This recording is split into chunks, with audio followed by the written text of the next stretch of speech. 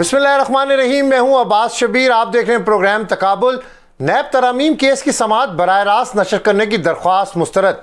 वफाकी हुकूमत के वकील मखदूम अली खान ने दलाइल दिए कि नैब तरामीम करना हुकूमती पॉलिसी का फैसला है। पार्लियामेंट के इख्तियारात में अदलिया मुदाखलत नहीं कर सकती। अगर पार्लियामेंट किसी कानून की सज़ा को मुकम्मल ख़त्म भी कर दे तब भी इससे ये इख्तियार हासिल है। जस्टिस अतर मिनुल्लाह ने अटॉर्नी जनरल मंसूर उस्मान अवान से मुकालमा करते हुए कहा कि अटॉर्नी जनरल साहब, वज़ीर आज़म को जाकर बता दीजिएगा कि सुप्रीम कोर्ट में कोई काली भेड़ें नहीं हैं। जस्टिस अतर मिनुल्लाह का मजीद कहना था कि वज़ीर आज़म से कहें कि अगर सुप्रीम कोर्ट में कोई काली भेड़ें हैं तो फिर आप उनके खिलाफ रेफरेंस दायर करें। बानी पीटीआई ने चीफ जस्टिस के सामने गुजारिशात रख दी। बानी पीटीआई का कहना था कि बुनियादी इंसानी हकूक की धज्जियां उड़ाई जा रही हैं, मुझे कैद तन्हाई में रखा गया है। बानी पीटीआई ने यह शिकवा भी किया कि मुझे अपने वकला से भी नहीं मिलने दिया जा रहा। खैबर पख्तूनख्वा में सेनेट इलेक्शन मुलतवी करने के खिलाफ दायर दरख्वास्त पर पेशावर हाई कोर्ट में समाअत। पेशावर हाई कोर्ट ने इलेक्शन कमीशन के वकील को हुक्म दिया कि हुकाम से पूछ कर बताया जाए कि केपीके में सेनेट इलेक्शन कब करा रहे हैं। आज हमारे साथ प्रोग्राम में शामिल गुफ्तगू हैं Islamabad high court bar association के सदर रियासत अली आज़ाद साहब, मारूफ कानूनदान हाफिज़ एहसान साहब और बानी पीटीआई के वकील नईम हैदर पंजोता साहब। आप तीनों का शुक्रिया, आपने प्रोग्राम में वक्त दिया। रियासत अली आज़ाद साहब, आज का जो केस था नैब तरामीम, उस पर थोड़ा सा कमेंट करिएगा। बिस्मिल्लाहिर्रहमानिर्रहीम। सबसे पहले तो मैं इस अमेंडमेंट का थोड़ा सा बैकग्राउंड बताना चाहता हूँ कि जब पीछे इसके अंदर अमेंडमेंट की तो उसके अंदर जो फिज़िकल रिमांड था वो 90 डेज़ था, जिसको 14 दिन किया गया था। ये जो मोटी मोटी उसकी बातें हैं। और फिर अभी जो अमेंडमेंट की गई है वो 14 दिन से 40 दिन का फिज़िकल रिमांड कर दिया गया है। और जो शख्स जो इन्वेस्टिगेटिंग ऑफिसर है या जो कॉम्पिटेंट अथॉरिटी जो नैब रेफरेंस फाइल करी है, अगर वो इल विल पर मबनी है या मेला फाइडी पर मबनी है तो उसकी सज़ा 5 साल से कम करके 2 साल कर दी गई है। तो ये बेसिकली इसका क्रक्स था। अब सवाल ये पैदा होता है कि जो अभी इन्होंने अमेंडमेंट की है बाय विर्चू ऑफ ऑर्डिनेंस की है, ये जो आर्टिकल 89 है कॉन्स्टिट्यूशन ऑफ 1973 का, ये उसके मैंडेट के खिलाफ है। चूँकि जब पार्लियामेंट इन सेशन हो और आप कोई ऑर्डिनेंस लाते हैं, इसका मतलब है आप पार्लियामेंट को बाईपास कर रहे हैं। आपने पार्लियामेंट बनाई थी कानून साजी के लिए और आप इतने एक्सपेंडिचर अगर ये कौमी खजाना उस पर बर्दाश्त कर रहा है तो जिनका काम कानून साजी है वो बिल पुट करें, पार्लियामेंट के अंदर आए, थ्रू प्रॉपर चैनल उसकी लेजिस्लेशन होनी चाहिए। लेकिन अगर आपने ऑर्डिनेंस के जरिए ही आपने लेजिस्लेशन करनी है तो मैं भी एक वकील, मैं तो उसके सख्त खिलाफ हूँ। मेरा मौक़िफ़ है कि ये ऐसा नहीं होना चाहिए। फिर ऑर्डिनेंस लाने की कुछ रिक्विजिशंस हैं, रेकोजिट्स हैं, प्री रेकोजिट्स। वो ये हैं कि जब कोई ऐसी सिचुएशन हो जो एमरजेंट इन नेचर हो, कोई जंगी बुनियादों पे आपको ऐसे हालात और वाक़यात का सामना है और आपने कानून साजी करनी है, तो फिर आप ऑर्डिनेंस लाते हैं। वो भी तब जब पार्लियामेंट इन सेशन ना हो। तो मेरी ज़ाती राय के अंदर ये कानून साजी जो है, जो ऑर्डिनेंस के ज़रिए लाई गई है, ये बिल्कुल गलत है। और दूसरा इसके अंदर जुल्म ये है, देखिए सीआरपीसी जो ज़ाब्ता फौजदारी है उसका सेक्शन 167 है, उसके अंदर मैक्सिमम फिजिकल रिमांड जो है वो 14 दिन का है। अब आप 40 दिन का आपने क्यों किया? आपको पता है कि इसके पीछे क्या मुहरकात है कि उस वक्त इनके केसेस चल रहे थे जिन्होंने भी कानून साजी की, और अब चूंकि दूसरी जो पार्टी है उसके केसेस चल रहे हैं। और ये जो फिक्स करना है ना बाय विर्चू ऑफ, चूंकि एक सेलस, वो एक मैग्ज़म है, लैटिन मैग्ज़म है, सेलस पॉपुली एस सुप्रीमा लेक्स, welfare of the general public जो होती ना, कोई लेजिस्लेशन उसके लिए की जाए तो वो लेजिस्लेशन कहलाती है। बाकी कोई लेजिस्लेशन उसको आवाम सपोर्ट नहीं करती। अब ये सवाल पैदा होता है, चूंकि ये question of life and liberty है, कॉन्स्टिट्यूशन के अंदर दिए गए बुनियादी हकूक जो हैं, देखें आप 90 दिन के लिए रिमांड पे दे देते हैं तो भाई लाइफ और लिबर्टी तो आपने कर्टेल कर दी। आपने उसके जो बुनियादी हकूक है आपने सलब कर दिए। 14 दिन 1898 में सीआरपीसी बना था, आज भी 14 दिन फिजिकल रिमांड है। और दुनिया जब इतनी टेक्नोलॉजी के जरिए इतनी तरक्की कर गई, जो 14 दिन में आपने इन्वेस्टिगेशन कंप्लीट करनी थी आपको 14 घंटे के अंदर करनी चाहिए। और अब मुझे ये चीज, ये जो 40 दिन है ना, मुझे ये हजम नहीं होते। जस्टिस अतर मिनुल्लाह ने आज अटॉर्नी जनरल साहब को भी हाफिज साहब कहा है कि जो प्राइम मिनिस्टर ऑफ पाकिस्तान ने कहा था काली भेड़ें, तो उन्होंने कहा अगर कोई काली भेड़ें हैं तो रेफरेंस दायर करें, तो इसका क्या इम्पैक्ट है इस बात का?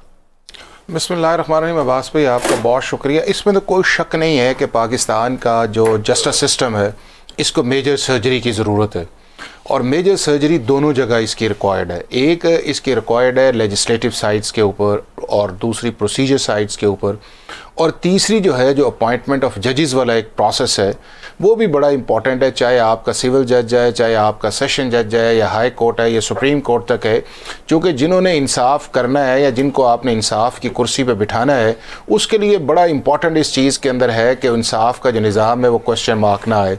अब दूसरी जो इम्पॉर्टेंट चीज़ है वो ये है कि अगर आप जो सबॉर्डिनेट जुडिशरी है उसको तो आप डिसिप्लिनरी प्रोसीडिंग्स के अंदर कर लेते हैं, लेकिन जो आपकी सुपीरियर जुडिशरी है उसके अंदर फिर आपको सुप्रीम जुडिशल काउंसिल के अंदर आर्टिकल 209 जो है उसके अंदर आपको प्रोसेस करना होता है। और ये वाकई एक ऐसा इशू है कि जिसके अंदर बहुत सारी एक ऐसी एप्लीकेशन जो हैं वो आर्टिकल 209 के नीचे जजेस के मुतालिक है, जिसको सुप्रीम जुडिशल काउंसिल को एक्सपेडाइट करना चाहिए।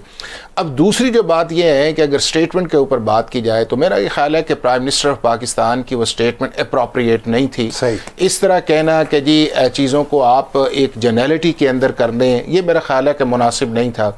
और दूसरा इस तरह ये है कि हमारे जजेस को भी इसके अंदर एहतियात करनी चाहिए कि हर चीज़ जो है उसको प्रोसीडिंग्स के अंदर कॉन्टेक्स्ट के अंदर ऑब्जर्वेशंस देना जो है ये भी एक मुनासिब बात नहीं है कि अगर उस चीज़ के अंदर आया था तो सबसे पहला चाहिए था कि अटॉर्नी जनरल फॉर पाकिस्तान इस चीज़ को क्लैरिफाई करते और आज की उस प्रोसीडिंग्स की नौबत ही नहीं आती। लेकिन चीज़ ये है कि अभी भी जो है मैं समझता हूँ कि हमारी गवर्नमेंट या हमारी जुडिशरी जो है ये कॉस्मेटिक या ऑप्टिक्स चेंज के ऊपर बात करती है, जो पाकिस्तान का रियल इशू है उस पर बात नहीं की जाती और उन इश्यू को एड्रेस नहीं किया जाता। क्या पाकिस्तान का आम आदमी जो है इस इंसाफ के निज़ाम या इन जजेस की परफॉर्मेंस से मुतमईन है? इसके ऊपर बहुत बड़ा क्वेश्चन मार्क है। क्या पाकिस्तान का आम आदमी इस मुल्क की गवर्नेंस से या इस मुल्क का जो हमारे ब्यूरोक्रेट्स हैं या गवर्नमेंट की डिलीवरी मैकेनिज्म से मुतमईन है? इसके ऊपर एक बहुत बड़ा क्वेश्चन मार्क है। क्या पाकिस्तान का आम आदमी इस सारे सिस्टम के अंदर रहते हुए क्या सेटिस्फाई फील करता है? उसका जवाब भी बहुत बड़ा क्वेश्चन मार्क है। तो ये वो ऐसी चीजें हैं कि जिनके ऊपर जो है गवर्नमेंट को जुडिशरी को गौर करना चाहिए। अगर नहीं करेंगे तो जिस तरह हमारी डिटेरिएशन है गवर्नेंस के अंदर, हम 170 नंबर के ऊपर पहुंचे हुए, सोशल जस्टिस के ऊपर, कॉन्ट्रैक्ट्स के ऊपर, जुडिशरी 137 के ऊपर है, और मेरा ख्याल है कि एसी के अंदर बैठ के जो बातें करना जो है वो मुनासिब नहीं है। उसके लिए प्रैक्टिकल स्टेप्स जो है, और प्रैक्टिकल स्टेप्स के लिए आपको पाकिस्तान के आम आदमी को फोकस करना। गवर्नेंस की इन्होंने बात की कि आम आदमी कह रहा है कि गवर्नेंस नहीं है, और अगर हम काली भेड़ों की बात करें तो कौन सी काली भेड़ें हैं जिनका जिक्र वज़ीर आज़म साहब ने किया है? बहुत शुक्रिया अब्बास शफीक साहब, आपने मुझे मौका दिया। लेकिन सबसे पहली बात यह है कि जो 1% एक लॉ बनाया जाता है ना, तरमीम की जाती है कि ख़ुद शख्सी एक फ़ायदा लेना होता है, तो हम तो हमेशा रूल ऑफ लॉ और कानून की बालादस्ती के लिए खान साहब ने जो फ़ाइट की है, और वकला जो है उनका भी रोल जो है इस हवाले से रहा है कि मुल्क के अंदर कानून और आइन की बालादस्ती हो। अच्छा, आप देखें, सबसे पहले बात यह है कि 50 करोड़ से अगर नीचे की जो है करप्शन होगी तो वो जो है उसका दायरा इख्तियार जो है वो नैब में नहीं होगा और वो बरी ज़िम्मा है। तो वो कहाँ चलेंगे केसेस? वो जो रेफरेंस पहले बनाए गए थे वो किधर जाएंगे? जिन्होंने वो करप्शन की थी वो किधर चलेंगे? यही बात सुप्रीम कोर्ट ने भी उस दिन उठाई, और उस वक्त जब रिमार्क्स दिए गए पूछा गया कि ये कैसे, वो फिर कहाँ चलेंगे? अब सेकंड बात यह है कि एक ऑफिसर जो है वो अगर करप्ट है और उसकी सज़ा 5 साल है तो उसको आपने कम करके 3 साल पे कर दिया, भाई किस वजह से कर दिया? और तीसरी बात यह है कि 14 दिन से बढ़ा के रिमांड आपने 40 दिन पर ले गए। पहले तो आप कहते थे कि देखें जी हमने बड़ा जो है वो अमेंडमेंट्स जो की हैं वो बड़ा ज़बरदस्त किया है, हमने ये किया है वो किया है। और उससे अगर आप पीछे चले जाएं तो जब आपका दौरे इक़्तिदार था तो उस वक्त आपको बड़ा नैब जो है वो काला कानून लगता था और डिक्टेटर का कानून लगता था, और उस वक्त आप बड़ी बातें करते थे। आज आप आकर ये इस तरह से तरमीम करके और आप समझ रहे हैं कि बड़ा जो है ज़बरदस्त आप काम कर रहे हैं, और फिर आपके जो कमेंट्स हैं कि जनाब अदलिया के अंदर काली भेड़े हैं। मैं तो समझता हूँ कि अब तक तौहीन अदालत की कार्रवाई हो जानी चाहिए थी। जैसे काजी फैसल साहब बड़े बोल्ड स्टेप लेते हैं और बड़ा कहते हैं कि जनाब आ जाए फैसल वार्डा और फलाना फलाना आ जाए, तो क्यों नहीं इसके ऊपर जो है तौहीन अदालत की कार्रवाई की गई? अगर इमरान खान के ऊपर तौहीन अदालत की कार्रवाई की जा सकती है और अभी भी मुकदमा चल रहा है जज ज़ेबा चौधरी केस वाला, तो इधर क्यों नहीं फिर हुई? फिर क्यों अभी तक उनको ढील दी गई है? और यही सिलसिला है जो स्टिल चलता आ रहा है। अब देखें, जहाँ तक जो है वो एहसान साहब ने बात की, मैं उस बात से मुतफिक हूँ कि प्रोसेस जो है वो अदलिया के अंदर जजेस का वो भी डिफरेंट जो है वो प्रोसेस ठीक होना चाहिए। ये नहीं होना चाहिए कि इस चैम्बर से उसी की तैनाती होगी या इसका बेटा आएगा या वो आएगा, और दूसरी चीज़ें भी हैं। लेकिन प्रैक्टिकली अगर आप देखें तो किस आइन और कानून के तहत किसी भी जज को डराया जा सकता है, धमकाया जा सकता है, उसके कैमरे लगाए जा सकते हैं, उसको जो है वो ब्लैकमेल किया जा सकता है, उसके भाई को अगवा किया जा सकता है, या जज को प्रेशर उसके ऊपर डालकर उससे फैसले अपनी मर्जी से करवाने के लिए वो इस हद तक हो जाता है कि वो हॉस्पिटल पहुंच जाए। अब आपने कल देखा कि ख़ावर मानिका जिस तरह से जाकर उन्होंने जज के ऊपर, वकला के ऊपर सारा कुछ किया, और आज हमारे ऊपर दहशतगर्दी के मुकदमात और उस दिन भी जज साहब हमने बेबस देखे। आज सुप्रीम कोर्ट के अंदर समाअत थी सर, वो मैंने आपसे आज खान साहब की लाइव प्रोसीडिंग्स जो है वो क्यों नहीं दिखाई गई? जब जस्टिस अतर महल्ला साहब ये कह रहे हैं कि ये मफाद आमा का मामला है, जो आम आदमी है उसकी जो इंटरेस्ट का मामला है और इसको दिखाया जाना चाहिए, क्योंकि पहले समातें चलती रही हैं। लेकिन इसके ऊपर एतराज़ दिखाना कि इमरान खान की तस्वीर ना हो, और आज भी खान साहब ने यही कहा कि 9 मई का हमने कमीशन बनाने की सदा की है, आप क्यों नहीं जनाब उस पटिशन को फिक्स कर रहे? 8 फरवरी के जो इलेक्शन मैं इसके ऊपर आ रहा हूँ, ये अगले राउंड में मैं इसके ऊपर इस बात के ऊपर आ रहा हूँ। ये वज़ीर आज़म साहब की स्टेटमेंट, ये इस पे जिस तरह नईम भाई ने कहा कि तौहीन अदालत भी हो सकती है, बिल्कुल हो सकती नहीं, हो सकती है। मतलब ये कि जो आर्टिकल 204 कॉन्स्टिट्यूशन ऑफ 1973 का और जो ऑर्डिनेंस है उसके तहत, जो कंटेम्प्ट ऑफ कोर्ट ऑर्डिनेंस है उसके तहत ये कंटेम्प्ट की प्रोसीडिंग हो सकती है। सवाल ये पैदा होता है कि आप देखिए, अदलिया को अगर आप रेडिकुलस करते, अदलिया को आप बुरा भला कहते हैं, ठीक है, आप उसके ऊपर देखें ना, लोगों का ट्रस्ट है, आप जजेस को, अदलिया को, मतलब सब के सब मिला के मैं कहता हूँ पूरी अदलिया को आप जब ऐसा कहते हैं, अदलिया की जजमेंट्स को क्रिटिसाइज किया जा सकता है। अदलिया को मिन हैसुल अदलिया इदारा, उसको ऐसा नहीं कहा जा सकता। इस पे ज़रूरी नहीं है कि सुप्रीम कोर्ट ही इस पे ले, किसी भी हाई कोर्ट के अंदर अगर कोई भी प्राइवेट, कोई शहरी पाकिस्तानी उठ के कोई पिटीशन फाइल कर दे तो उस पर तौहीन अदालत की कार्रवाई हो सकती है, उस पर कोई ऐसी एम्बिग्यूटी नहीं है, क्योंकि ये तो सीधी सीधी कंटेम्प्ट ऑफ कोर्ट है कि जी आपने अदलिया को जब ऐसे अलकाबाज से नवाजेंगे तो डेफिनेटली ये तो उस आइन और कानून के अंदर लिखा हुआ है कि ये कंटेम्प्ट ऑफ कोर्ट है और उसकी प्रोसीडिंग हो सकती है। हाफिज साहब, इसके ऊपर तौहीन अदालत होती है? देखें, बात तो ये है कि दो तरह है। एक तो ये है कि अदालत ख़ुद भी कॉग्निजेंस ले सकती है, जिसमें सुप्रीम कोर्ट भी ले सकती है, चूँकि बुनियादी तौर पे जो मेरा ख्याल है कि जिस कॉन्टेक्स्ट के अंदर बात भी है वो पाकिस्तान के अगर as a whole justice system के ऊपर है तो वो सुप्रीम कोर्ट भी कर सकती है। दूसरा ये है कि जो हमारा कंटेम्प्ट ऑफ कोर्ट ऑर्डिनेंस है उसके अंदर एक इन्फॉर्मर भी जो है वो भी कर सकता है, चूँकि जनरली आपका जो कंटेम्प्ट ऑफ कोर्ट होता है वो कंटेम्नर और कोर्ट के दरमियान होता है कि आपने ऑब्स्ट्रक्शन की, स्कैंडलाइज किया या आपने डिफाइंस की। लेकिन अगर किसी जगह ऐसी है कि अगर कोई शख्स भी जाके बता दे तो उस चीज़ के अंदर, लेकिन मैं ये समझता हूँ कि जिस कॉन्टेक्स्ट के अंदर प्राइम मिनिस्टर मेरा जब हमारे लोग ये बोलते हैं, शायद उन्हें इस चीज़ का भी एहसास करना चाहिए कि हम कैमरे के आगे हैं, लोग सुन रहे हैं, तो चॉइस ऑफ वर्ड्स जो है उसको बड़ा इंपॉर्टेंट होता है। मैं नहीं समझता कि एज ए जस्टिस सिस्टम के ऊपर प्राइम मिनिस्टर जो है वो कोई ऐसी बात करना चाह रहे होंगे। कुछ चॉइस ऑफ वर्ड्स ऐसा था कि जिसको और बेहतर तरीके से किया जा सकता था। दूसरा जो मैं समझता हूं कि एक और इंपॉर्टेंट चीज़ है वो ये है कि ये जो चीज़ें जो हैं ये ना इस तरह जलसों में आएंगी ना पार्लियामेंट के अंदर आएंगी। हमारी जुडिशरी को और हमारे पार्लियामेंटेरियंस को और हमारी जो एग्जेक्टिव के अंदर प्राइम मिनिस्टर है, इन्हें इन रिफॉर्म्स के लिए बैठना चाहिए कि जहां के ऊपर अगर सिस्टम स्लो है या प्रोसेस ठीक नहीं है, वहां के ऊपर जजेस का काम है कि वो आइडेंटिफाई करें कि जनाब आप अपनी लेजिस्लेशन करें। 150 साल से पुराना फौजदारी निज़ाम चल रहा है, 100 साल से पुराना वो चल रहा है, आम आदमी तंग है, प्रोसीजरल चीज़ें इसके अंदर इतनी टेक्निकल हैं कि लोगों को इंसाफ नहीं मिलता। और हमारे मुल्क के अंदर जो प्राइमरीली फोकस भी है, ना आपकी इन्वेस्टमेंट आ रही है, ना रूल ऑफ लॉ है, और ना लोग हमारे मुतालिक राय अच्छी रखते। इसी तरह इन्हें भी ये पॉइंट आउट करना चाहिए इन चीज़ों के अंदर कि सर आपकी डिस्ट्रिक्ट जुडिशरी के अंदर जो प्रॉब्लम्स हैं उसके दो हल हैं, एक आप अपनी मेरिट अपॉइंटमेंट करें और दूसरा जस्टिस सिस्टम के अंदर अब्बास भाई इन्वेस्टमेंट करने की भी जरूरत है। ये नहीं है हमारे मुल्क के अंदर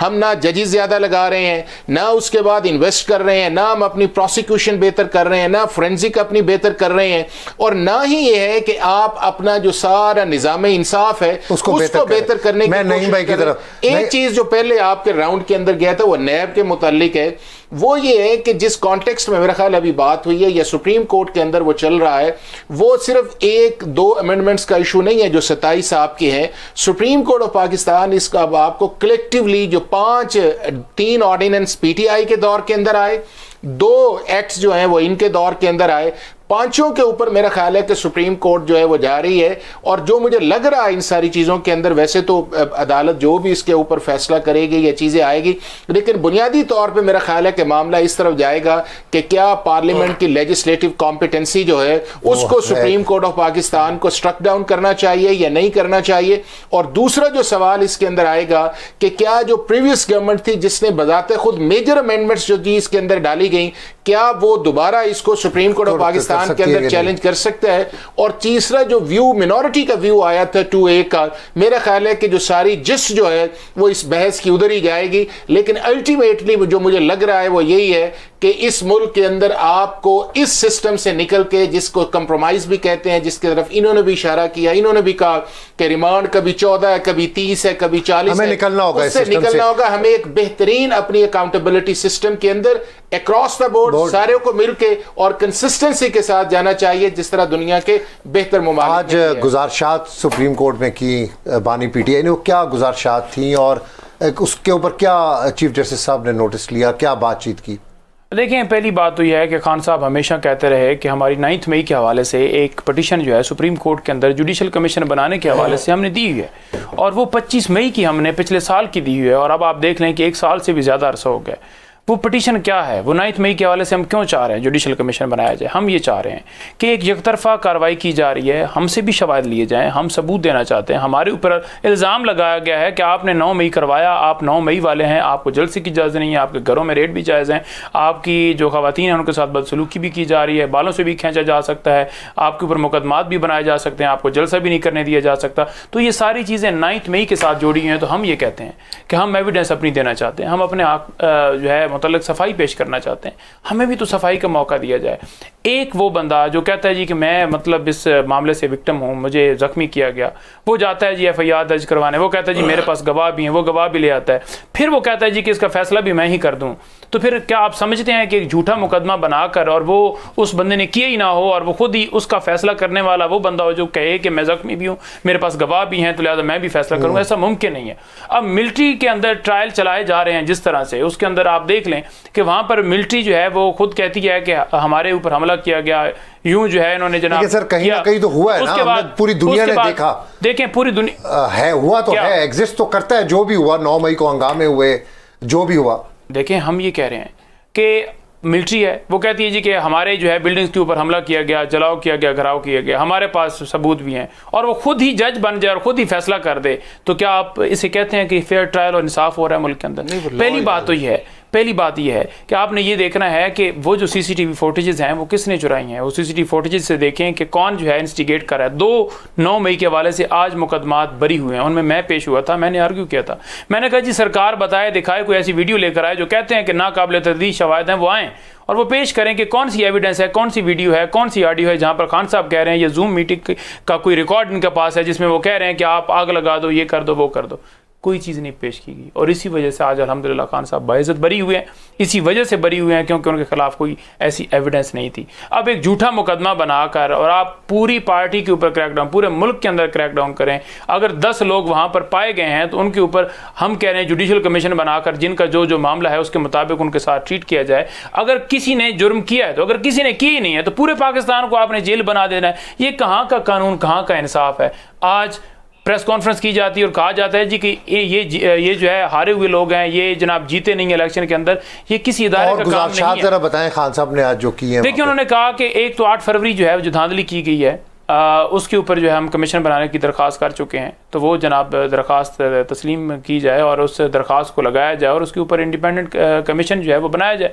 तो 8 फरवरी के हवाले से अभी तक जो है वो स्टिल मामला लटका हुआ, क्यों नहीं किया जा रहा? मतलब जितनी भी गुजारिशात हो ना जी, आप ये देख लें कि क्या उसके अंदर कोई सदेबाब हुआ है। धरना केस हो चलाना वो आप उठा लेते हैं, आपने भुट्टो साहब वाले केस के अंदर फैसला देना, बिल्कुल दें, हम ये नहीं कहते, लेकिन आपने एक प्रायोरिटी बनाई हुई है कि इस केस के अंदर बुलाकर और हमने रिमार्क्स देने हैं कि 2018 में ये किया गया, वो किया गया, किसी को लाया गया, ये किया गया, वो किया गया। आज भी ये रिमार्क्स दिए जाते रहे, लेकिन हमें सिर्फ टारगेट किया जा रहा है, खान साहब को टारगेट किया जा रहा है, उनकी जमात को टारगेट किया जा रहा है। और आपके सामने है कि जिस तरह से 8 फरवरी का इलेक्शन हुआ, अनवार काकड़ की स्टेटमेंट जो है ना और कमिश्नर रावलपिंडी की, उन 2 स्टेटमेंट्स ने इनका सारा भांडा फोड़ दिया। आज ये कस्मों के ऊपर एफिडेविट जमा नहीं करवा सकते, आज फॉर्म 47, 45 और 46 लेकर पेश नहीं हो सकते। अदालत से कहते हैं जी कि हमारे पास सर्टिफाइड कॉपियां नहीं है, अदालत से कहते हैं जी कि हमारे पास रिकॉर्ड नहीं है, जी हमारे पास कोई चीज़ ही नहीं है। जब इनसे मांगा जाता है कि आप आकर पेश करें, वहाँ पर ये भागते हैं, क्योंकि किसी ने पता नहीं कितने पैसे दिए हुए हैं, किसी ने क्या किए हुए हैं, कैसे वो बिनते तरले बूट पार्ची करके जो करके वो सारे बने हैं। ये हारे हुए लोग हैं और इलेक्शन इस तरह से करवा कर और फिर आप लिखें जी जनाब, आप ख़त लिख रहे हैं जी कि धांधली के ऊपर हमारा ये मौक़िफ़ है, इस चीज़ के ऊपर हमारा ये मौक़िफ़ है। आपने जमहूरियत की बात की, आपने ये बात की, सबसे पहले आपने देखना है कि क्या बुनियादी इंसानी हकूक़ की खिलाफ वर्जियाँ नहीं हुई।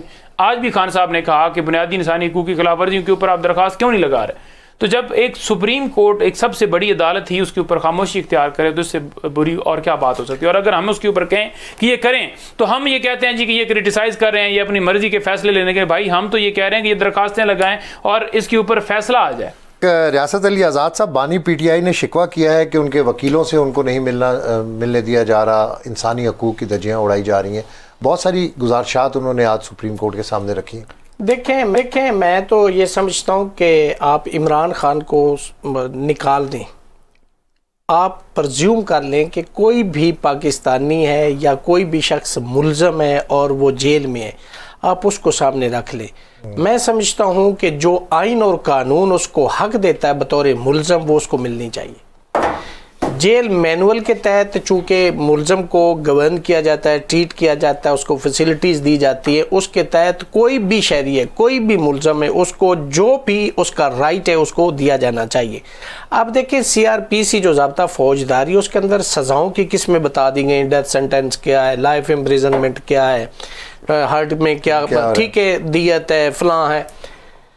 सवाल ये पैदा होता है कि एक होती है सिंपल इम्प्रिजनमेंट और एक होती है सॉलिटरी कन्फाइनमेंट। आज अगर खान साहब ने ये कहा कि मुझे कैद तन्हाई में रखा जा रहा है, तो कैद तन्हाई का एक एक प्रोसीजर है, उसके तहत ये होता है कि अगर अदालत ने उसको सॉलिटरी कन्फाइनमेंट दी हो तो आप उसको रख सकते हैं, अदरवाइज वो सॉलिटरी कन्फाइनमेंट में रखना इल्लीगल है और ये ह्यूमन राइट्स की वायलेशन है और फंडामेंटल कॉन्स्टिट्यूशन राइट्स की वायलेशन। उस पर कोर्ट को एक्शन लेना होगा अगर ये एप्लीकेशन देते हैं। दूसरी बात, सजा जजा तो अपनी जगह पे, आपको आर्टिकल 10A को ट्रू सेंस में हर मुल्ज़म का जो हक है वो देना चाहिए। ये भुट्टो केस में भी सुप्रीम कोर्ट ऑफ पाकिस्तान ने होल्ड कर दिया है कि जो आर्टिकल 10A वहाँ नहीं दिया गया। तो मैं समझता हूँ कोई भी मुल्ज़म है उसका हक है कि उसको आर्टिकल 10A के तहत उसके तमाम हकूक़ दिए जाने चाहिए। अब सॉलिटरी कन्फाइनमेंट का भी एक तरीक़ेकार होता है, वो मैं थोड़ा सा आवाम के समझाने के लिए ताकि उनको समझ आ जाए। यानी अगर 6 माह की उसको कैद तन्हाई है, तो आप 15 दिन के लिए अगर कैद तन्हाई में रखेंगे तो 15 दिन सिंपल इम्प्रिजनमेंट होगा, यानी कंटिन्यूसली आप उसको कैद तन्हाई में भी नहीं रख सकते। तो अगर ऐसी चीज़ें हैं तो ये अदलिया को भी इस पे एक्शन लेना चाहिए अगर उनके इल्म में इमरान खान ने खुद लाई हैं, या अगर वो पटिशन फाइल करते इस हवाले से तो जो कंसर्न अथॉरिटीज़ हैं उनके खिलाफ कार्रवाई हो सकती है और अदालतों को करनी चाहिए। हाफिज साहब, देखिए, जो पहले 2-3 पॉइंट्स पे बात हुई, एक तो ये है कि मिलिट्री लॉज के ऊपर, मिलिट्री लॉ ऐसा है कि जो पाकिस्तान के कानून का हिस्सा था और उसको PTI ने भी 21st कॉन्स्टिट्यूशनल अमेंडमेंट के अंदर उसका साथ दिया। उसके बाद ये है कि इन्हीं के टेन्योर के अंदर जो थे, जो सिविलियंस है वो ट्राई किए गए, और दुनिया के किसी एक मुल्क में नहीं है, 36 ममालिक के अंदर आप सिविलियंस को ट्राई करते हैं। नंबर 2 उस चीज़ के अंदर ये है कि जी क्या अगर कोई शख्स नोटिफाइड एरियाज़ के अंदर जाके कमीशन ऑफ ऑफेंस करता है और उसकी फोरेंसिक एविडेंस मिलती है, तो क्या उसको आप मिलिट्री लॉज के अंदर ट्राई कर सकते हैं? तो उसका बिल्कुल जवाब है कर सकते हैं, चूँकि 75 से लेके आज तक सुप्रीम कोर्ट ऑफ पाकिस्तान जब ये जजमेंट सस्पेंड हुई थी उस तक जो है सुप्रीम कोर्ट और हाई कोर्ट्स जो हैं इन एरियाज़ को एड्रेस भी करती रही हैं, ट्राई भी करती रही हैं। तीसरा उस चीज़ के अंदर है कि क्या जहाँ पे विजिबल कमीशन ऑफ ऑफेंस है वहाँ पे जुडिशल कमीशन की ज़रूरत है? बिल्कुल ज़रूरत नहीं होती। जहाँ पे क्राइम कमिट, हाँ उसकी रीजंस या कॉजेज़ के ऊपर आप जाके कमीशन कर सकते हैं, लेकिन उसके ऊपर जाके आपका ये कहना कि कमीशन बने जब आपके सामने एक विजिबल फोरेंसिक एविडेंस है। चौथा उस चीज़ के अंदर जो इंपॉर्टेंट है वो ये है कि आप जुडिशल कमीशन किससे मांगते हैं। जुडिशल कमीशन पाकिस्तान का जो कानून है वो सिर्फ फेडरल गवर्नमेंट की कॉम्पिटेंसी है कि फेडरल गवर्नमेंट बना सकती है और कोई नहीं बना सकती। तो हमारा पाकिस्तान इंक्वायरीज एक्ट 2017 है। अब उसके अंदर ये है कि यह गवर्नमेंट खुद बनाएगी या गवर्नमेंट चीफ जस्टिस को लिखेगी। तो क्या पाकिस्तान का जो चीफ जस्टिस है उसके ऊपर पीटीआई को कॉन्फिडेंस है? क्या पाकिस्तान का जो प्राइम मिनिस्टर है उसके ऊपर है? अगर ये सारी चीज़ें आपने आबास करनी है तो आपने सिर्फ इसको मीडिया ऑप्टिक्स के लिए नहीं जाना। आप इसका अगर रियल रेजोल्यूशन चाहते हैं तो आप उस मोड के अंदर आए कि हम इस इशू को डिस्कस करना चाहते हैं। ये जेन्युइन इश्यूज हैं, चाहे आपके मिलिट्री लॉज की एप्लीकेशन के अंदर पिक एंड चूज है, चाहे आपका उसके अंदर डिफरेंट है, चाहे आपके इलेक्शन मैटर्स हैं। ये सारे, ये नहीं है कि आप तकरीर कर दें या आप चौक में चले जाएं या आप जलसा कर। अल्टीमेटली आपको इस सिस्टम के अंदर, चाहे आप मानते हैं या नहीं मानते हैं, आपको बैठना पड़ेगा। चाहे आप मानते हैं कि नहीं मानते, आपको प्राइम मिनिस्टर से बात करनी पड़ेगी as a head of executive. आया मानते हैं नहीं है मुझे ये बताएं कि इस हमारे चीफ जस्टिस के खिलाफ कितनी कैंपेन चली है। तो आज अगर फॉर्मर प्राइम मिनिस्टर बात कर रहे थे तो उसी चीफ जस्टिस को एड्रेस कर रहे थे ना। तो ये अगर आप उस लेवल के अंदर आए हैं, आपको थोड़ा सा, मेरा ख्याल ये है कि जिस मोड के अंदर आप चल रहे हैं उससे थोड़ा सा आप बाहर निकले। पाकिस्तान की जो पॉलिटिकल ग्राउंड रियलिटी है उसके अंदर अब आप देखें ना कि 2013 से लेके 18 तक भी आपने कहा कि हम इन पॉलिटिकल पार्टी से बात नहीं करेंगे जब आप ऑपोजिशन में थे, और जब अल्टीमेट आप कमीशन की तरफ गए तो कमीशन की जो रिकमेंडेशन थी उसके अंदर जो फॉर्म 14 था वो नहीं आया। जब आप प्राइम मिनिस्टर बने 2018 से लेके 22 तक, आपने कहा फिर मैंने इनसे बात नहीं करनी।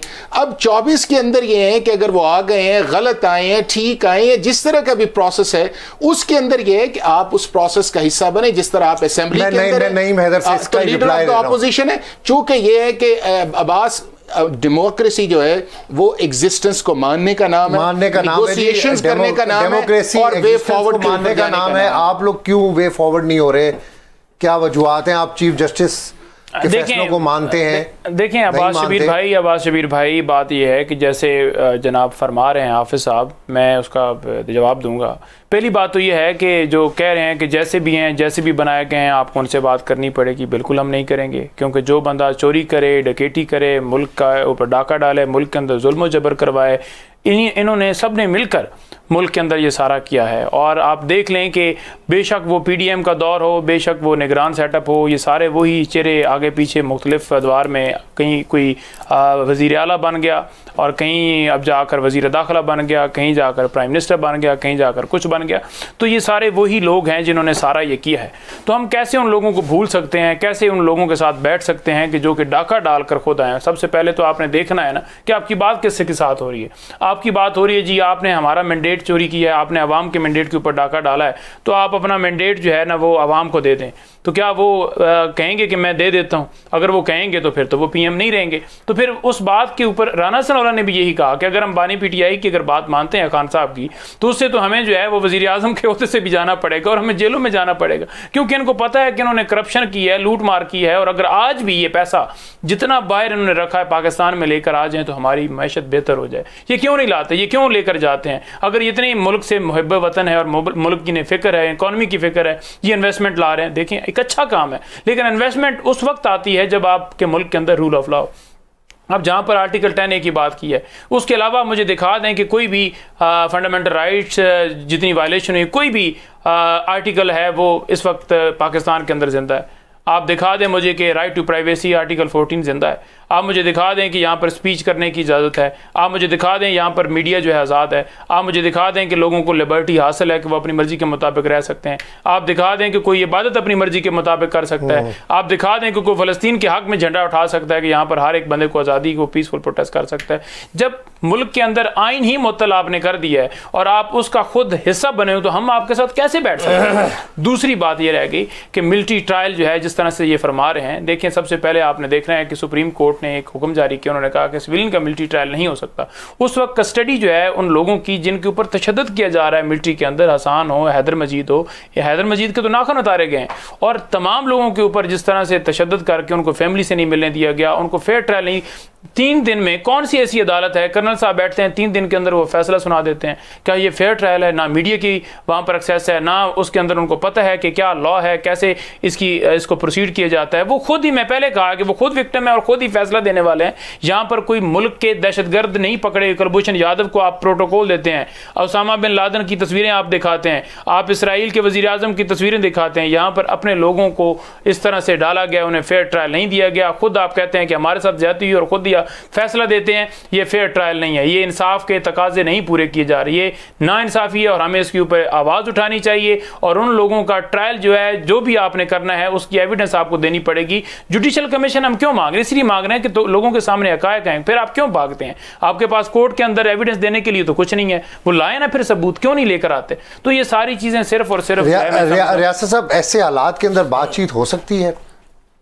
देखें, जमहूरियत में तो बातचीत होनी चाहिए और जमहूरियत है ही इसी चीज़ का नाम, अगर आपने मुल्क के अंदर चलना है। लेकिन पंजोता साहब का चूँकि एक बुनियादी सवाल है, वो इसलिए वो कहते हैं कि हम इनसे बात नहीं करते कि ये इनकी जो फॉर्मेशन ऑफ गवर्नमेंट है उसको वो नहीं मानते कि ये इस तरह जो एक फेयर वो इलेक्शन है उसमें नहीं आए, तो इसलिए उनका एक अपना एक प्रिंसिपल स्टांस है, मैं उस पर नहीं। लेकिन मेरा जो बातचीत से लेकिन जमहूरियत के अंदर अपोजिशन और गवर्नमेंट को मिलकर बैठना चाहिए और मसाइल का हल जो है डायलॉग का रास्ता कभी बंद नहीं करना चाहिए और ना होना चाहिए। यही जमहूरी सोच है और यही होना चाहिए।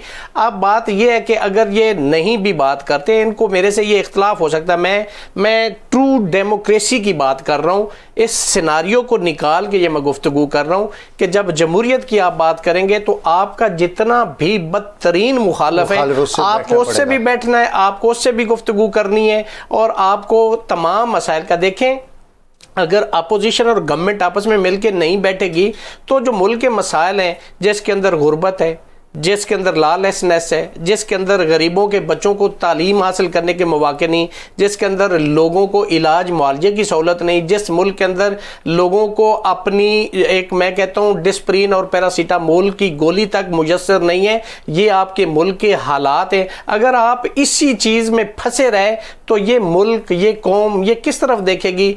आप देखें, आपने इस मुल्क को चलाना है, इस निज़ाम को चलाना है, तो आपको बातचीत करनी है और अच्छा सियासतदान होता ही वही है जो डायलॉग पे बिलीव करता हो, जमहूरियत की रूह है। लेकिन चूंकि इनसे मैंने कहा कि चूंकि इनका अपना स्टांस एक डिफरेंट है, मैं एक डेमोक्रेसी की बात कर रहा हूं, इस एक निज़ाम की बात कर रहा हूं। और अगर आपने इस निज़ाम को लेकर चलना है, फिर आपको शक्ल किसी की नहीं पसंद, उसकी तर्ज गुफ्तगू आपको नहीं पसंद, उसके प्रिंसिपल से आपको इख्तलाफ है, उसके जो एजेंडा है उससे आपको इख्तलाफ है, आपको उसके साथ बैठना है, आपको उससे बात करनी, आपको वे आउट निकालना है, आपको उन प्रॉब्लम का सलूशन निकालना है। अगर आप जमहूरियत पे बिलीव करते हो और इस मुल्क का चूंकि निज़ाम आपको पता है जमहूरियत है, जमहूरियत के अलावा तो हमारे पास कोई निज़ाम नहीं, वही लूली लंगड़ी जमहूरियत जो हमने बारो की है बरतानिया से, आज वही पाकिस्तान के अंदर चल रही है। तो क्या कर सकते हैं इसके अलावा? हाफिज साहब बड़ा क्विक रिप्लाई दे, ब्रेक की तरफ जाना है कि ऐसे हालात के अंदर बैठना जरूरी है? नहीं, अब्बास, किसी भी वाइज बंदे के पास या जहां पे भी आपका पार्लियामेंट्री फॉर्म ऑफ गवर्नमेंट है, आप ये नहीं कह सकते कि नेगोशिएशंस के बगैर सिस्टम चलता है। प्रॉब्लम यहाँ पे ये रिजर्वेशन नहीं देखे ना कि देखें, जब आप ऑपोजिशन में थे 2013 के अंदर, आप फिर भी नहीं बात करना चाहते थे और गवर्नमेंट का काम है बात करना। जब 2018 के अंदर आप गवर्नमेंट के अंदर आए तो ऑपोजिशन ने कहा चले आए बैठ के कोई बात कर लेते, आपने कहा हमने फिर भी बात नहीं करनी। अब दोबारा फिर आप ऑपोजिशन के अंदर चले, तो मैं ये समझता हूं कि उस मोड से हमें निकल आना चाहिए। और सिर्फ वो नहीं है, अब आप ये देखें ना कि आप जुडिशरी को भी क्रिटिसाइज करें, लेकिन आज जुडिशरी ने जिस तरह इन्हें कहा कि इनके 2 केसेस इनके हक में फैसला करिए, तो क्या जुडिशरी को पिक एंड चूज के अंदर लेके जाना चाहिए? क्या जिस तरह हम इंस्टीट्यूशंस को मिलाइन करते हैं, जिसके अंदर हमारी सुप्रीम कोर्ट के मुतालिक किस तरह की कैंपेन्स चलती हैं, इस्लामाबाद हाई कोर्ट के मुतालिक किस तरह की कैंपेन्स चलती हैं, चीफ हमारी जो इस्टेब्लिशमेंट है या इंस्टीट्यूशन है किस तरह की, ये किसी जगह एक्सेप्टेबल, आप इससे करना क्या चाहते हैं? या तो ये है कि एक सीधा सा स्ट्रैटेजी ये है कि जी हम हेड ऑन करना चाहते हैं, तो क्या पाकिस्तान के अंदर हेड ऑन करने की कुछ जगह है, या पाकिस्तान के इदारे आपको हेड ऑन करना देंगे?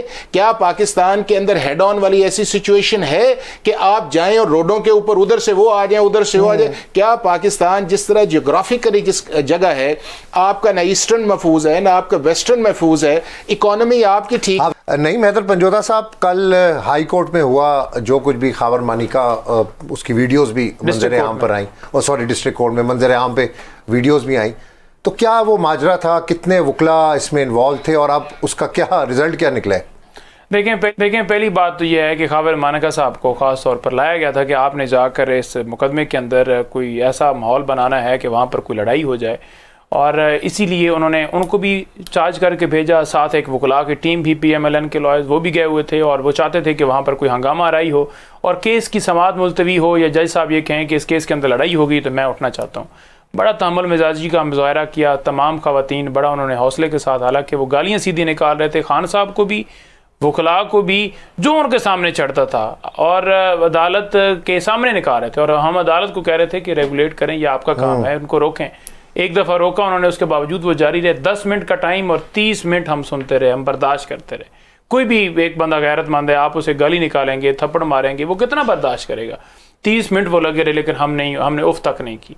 और एंड पर अदालत ने ये कहा कि हम केस ही नहीं सुनते और उठ जाते हैं। कोई वजह नहीं है, कोई रीज़न ही नहीं है। और रात को इंटरव्यू के अंदर वही ख़ावर मानका कहते हैं कि जनाब मैं इसलिए मुझे एतबार नहीं रहा था जज साहब के ऊपर, क्योंकि मीडिया के ऊपर, डॉन के ऊपर ये सारी चीज़ें चल रही थी कि इद्दत केस को इतना हाईलाइट कर दिया गया है। उन्होंने कहा हाईलाइट तो फिर ये चलते रहते, सारे केस हाईलाइट हैं, ये तो कोई नहीं रीज़न। कहते नहीं, मुझे इस वजह से लगा कि ये खबरें हर तरफ चल रही हैं तो मुझे एतमाद नहीं रहा।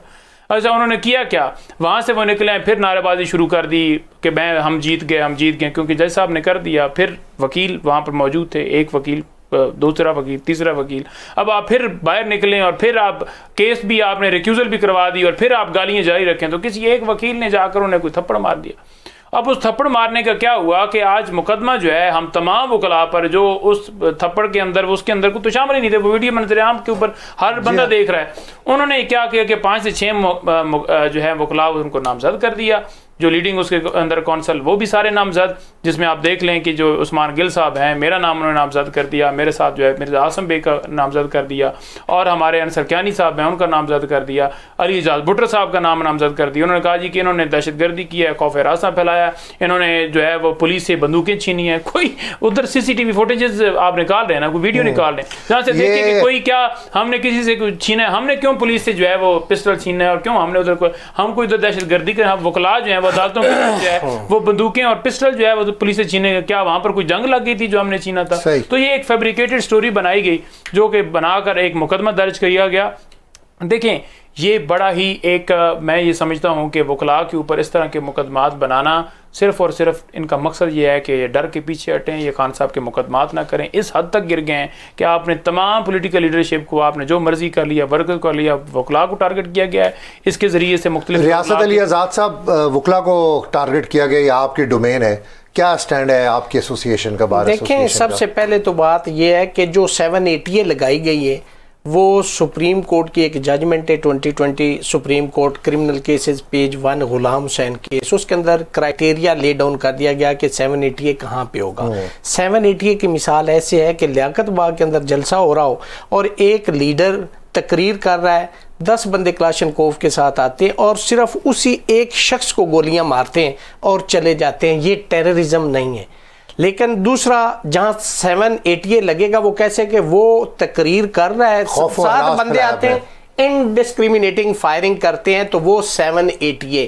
एक तो ये केस के अंदर ना तो किसी के पास असला था, ना कोई ऐसा वाकया था, एक थप्पड़ का केस है, लिहाजा 780A तो बिल्कुल सरासर ज्यादती और गलत लगाया है और ये कलरफुल एक्सरसाइज ऑफ लॉ है और मैं समझता हूं कि मिस यूज ऑफ अथॉरिटी है। दूसरी बात ये दो, एक प्राइवेट शख्स है और एक साइड पे एक पॉलिटिकल पार्टी है। अब देखें वकला की जहां तक बात होगी तो मैं जब इलेक्शन भी लड़ा और मैं सदर भी बन गया हूं तो मेरा एक मौकफ है जहां पे वकला को विक्टिमाइज किया जाए, चाहे वो पॉलिटिकली किया जाए, वो किसी भी पॉलिटिकल पार्टी को, वो नून के हों, वो पीटीआई के हों, वो पीपल्स पार्टी के होंगे, तो मिन हैसुल इदारा हम इंस्टीट्यूशनल रिस्पॉन्स हमारा ये है कि हम वकला के साथ हैं। इस केस के अंदर देखिए अगर एक शख्स ने थप्पड़ मारा है तो आपने साथ 5 मतलब नामजद कर दिए और 25 नामालूम कर दिए, तो इसका मतलब है कि इसके पीछे आपने एक वो विक्टिमाइजेशन का एक एलिमेंट है कि आप वकला को अंडरमाइन करना चाह रहे हैं, खा वो किसी भी पॉलिटिकल पार्टी से हो। लेकिन अगर एक शख्स ने वो थप्पड़ मारा उसके खिलाफ कार्रवाई करें, कानूनी कार्रवाई, जो ऑफेंस बनता है वो तक आप कार्रवाई करें। लेकिन वकला को अगर विक्टिमाइज किया जाएगा तो बाहर उन वकीलों के साथ खड़ी होकर जिनको बेगुनाह मुलव्वस किया जा रहा है और जिनको पॉलिटिकली विक्टिमाइज किया जा रहा है, बाहर उनके साथ स्टैंड। हाफिज साहब, वकला को विक्टिमाइज किया जा रहा है जिस तरह रियासत साहब ने बताया, नईम साहब ने बताया, तो कहां पे स्टैंड करते हैं और क्या आप क्या समझते हैं? बस जो भी कल हुआ ये नहीं होना चाहिए था और जिस तरह पुलिस ने उसको रिएक्ट किया वो भी इस तरह मुनासिब बात नहीं है। लेकिन अनफॉर्चुनेटली हुआ ये है कि जो भी पाकिस्तान के अंदर इंसिडेंट आता है वो कोई भी पॉलिटिकल पार्टी का वर्कर आए या आम शख्स आए, वो सबसे पहला उसका मुतालबा ये होता है कि मेरे इस केस के अंदर 780A लगाएं जी।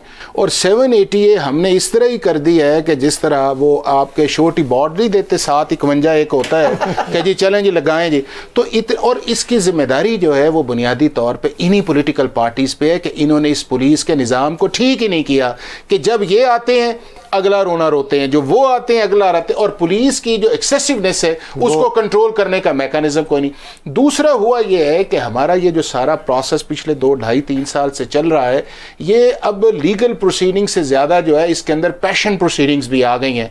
और जब आप पैशंस के अंदर जाते हैं तो फिर आप सारी चीज़ें जो हैं वो आपके पीछे चली जाती। और इसीलिए ये कहते हैं कि जब आप अदालत के अंदर केस कर रहे हो तो जो साइल है या जिसके ऊपर केस है उसको आप आगे नहीं करते, चूंकि वो इमोशंस के अंदर जो बात कर रहा है वो नहीं है। तो मेरा ख्याल है कि अगर कल जज साहब इस एंगल को भी देख लेते कि जब उन्होंने जजमेंट को रिजर्व कर लिया था तो इमोशंस क्या थे, इमोशंस का वो सारा। बहुत शुक्रिया। प्रोग्राम का वक्त खत्म हो रहा है। रियासत अली आज़ाद साहब, हाफिज़ साहब और नईम हैदर पंजोता साहब, आपका शुक्रिया अपने प्रोग्राम में वक्त दिया। अब्बास शबीर को इजाज़त दीजिएगा, अगले हफ्ते आपसे दोबारा मुलाकात होगी। अल्लाह निगहबान।